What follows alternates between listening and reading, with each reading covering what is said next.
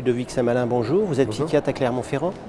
Alors l'ancienne maquette de formation des internes en neurologie n'avait pas fait la part belle à la psychiatrie. Il nous paraissait important avec la NINF, l'association des internes, de pouvoir faire un enseignement que vous avez accepté de coordonner en relation avec eux. Et vous avez choisi les états dépressifs caractérisés.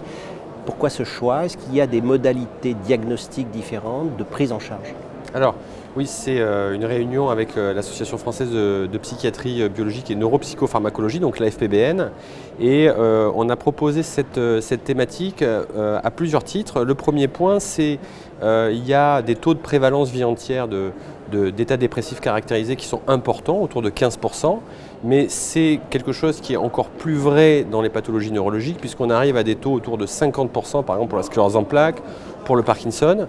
Et donc c'est un sujet extrêmement important pour les neurologues. Et on s'est dit que c'était probablement une bonne idée de proposer des éléments cliniques et de prise en charge pour leur pratique. Donc dans les éléments de dépistage et d'identification, globalement, il y a un consensus pour dire qu'on n'a pas tout à fait les mêmes présentations d'état dépressif, mais qu'il y a deux symptômes clés qui sont marqués par l'anédonie, toujours se poser cette question à la personne qu'on suit, avez-vous perdu l'intérêt, le plaisir pour des choses habituelles que vous aimiez faire jusque-là, et la tristesse de l'humeur. Donc ça, c'est deux points clés à évaluer au cours d'un entretien qui permettent de dépister l'éventualité d'un épisode dépressif. Et après, on a évoqué la question de la prise en charge, plus spécifiquement médicamenteuse, mais on a aussi abordé des questions autour de la psychothérapie ou de prise en charge complémentaire qui peuvent améliorer en tout cas la prise en charge globale de ces patients.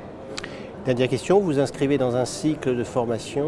On pense qu'aux prochaines GNLF, vous aurez identifié d'autres thématiques qui pourront permettre de faire évoluer nos internes. Et à ce titre, je voulais vous en remercier. Merci à vous. Merci.